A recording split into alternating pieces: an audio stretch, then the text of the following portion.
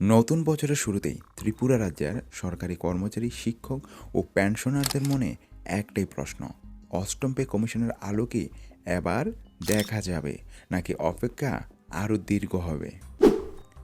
সম্প্রতি আগরতলায় এক কর্মসূচিতে মুখ্যমন্ত্রী ডাক্তার মানিক সাহা রাজ্যের সরকারি কর্মচারীদের প্রসঙ্গ উল্লেখ করেন। তিনি জানান, রাজ্য সরকার আন্দোলনের পথে যাওয়ার আগেই কর্মচারীদের বিভিন্ন বিষয় নিয়ে ইতিবাচকভাবে কাজ করছে। সে বক্তব্যে তিনি আরও বলেন, বর্তমানে রাজ্যের কর্মচারীরা মোট 33% মহার্ঘ ভাতা পাচ্ছেন এবং গত 29 মাসে ধাপে ধাপে 29% ডিএ প্রদান করা হয়েছে।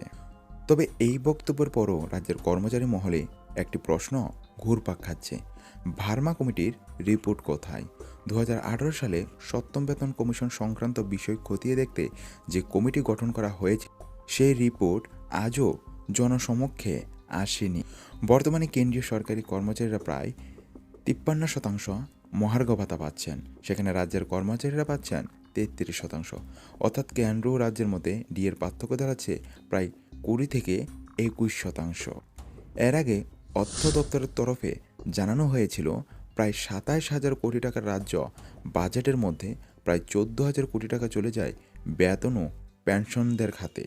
এ তথ্য সামনে আসার পর স্বাভাবিকভাবেই অনেকের মনে প্রশ্ন তৈরি হয়েছে, এই পরিস্থিতিতে অষ্টম পে কমিশন বাস্তবায়ন কতটা সম্ভব? তো রাজ্যের একাংশ কর্মচারীদের বক্তব্য, সপ্তম বেতন কমিশনের সব সুবিধা তারা এখনও পুরোপুরি পাননি। ডিএ বৃদ্ধির ক্ষেত্রেও দীর্ঘদিন কোনো নতুন সিদ্ধান্ত দেখা যায়নি, ফলে কর্মচারী মহলে অনিশ্চয়তা ও প্রত্যাশা দুটোই পাশাপাশি চলছে।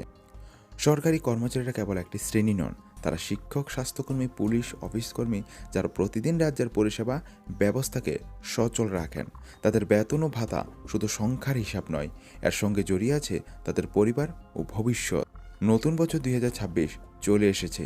এই মুহূর্তের সবচেয়ে বড় প্রশ্ন, অষ্টম পে কমিশন কি সত্যিই রাজ্যের কর্মচারীদের জন্য নতুন আশার দরজা খুলবে নাকি অপেক্ষা আরও দীর্ঘ হবে? তো এই বিষয়ে আপনার মতামত কি কমেন্টে লিখে জানান, ভিডিওটি শেয়ার করুন এবং এমন তথ্যভিত্তিক আপডেট পেতে চ্যানেলটি অবশ্যই সাবস্ক্রাইব করুন। Thanks for watching. জয় হিন্দ, জয় ভারত।